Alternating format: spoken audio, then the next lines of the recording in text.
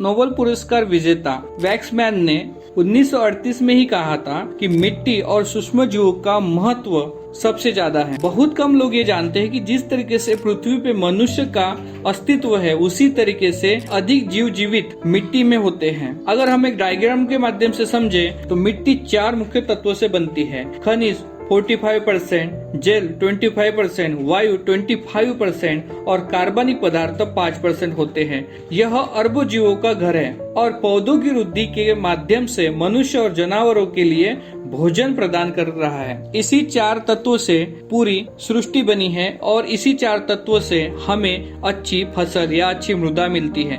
अच्छा मृदा से अच्छी फसल मिलती है और यही मृदा हमें स्वस्थ बनाती है, जहाँ से हम अच्छे पोषण तत्व लेते हैं। ऐसे कितने जीवाणु हैं जो मिट्टी में ही पाए जाते हैं। उदाहरण तौर के लिए जीवों पे जीव आधारित होना, ऐसे अनेक जैविक घटक मृदा के अंदर समाविष्ट हैं और कुछ ऐसे घटक होते हैं जो हमको दिखते हैं और कुछ ऐसे मूल द्रव्य होते हैं जो हमें दिखते नहीं हैं। ऐसे कंटेन होते हैं जैसे जिसको हम ट्राइकोडर्मा बोलते हैं, जो एक फंगस है, लेकिन वो बैक्टीरिया गुड बैक्टीरिया हम जिसको बोलेंगे, जो फंगस को खाने का काम करता है और हमारे फसल को बढ़ाने का काम करता है। ऐसे कुछ औषध जैसे माइकोराइजा जो जमीन के अंदर ही तैयार होता है और जमीन के साथ ही बढ़ता है, पौधों को पौष्टिकता पहुंचाता है। ये भी एक फंगस है, लेकिन मित्र जीवाणु है या मित्र फंगस है।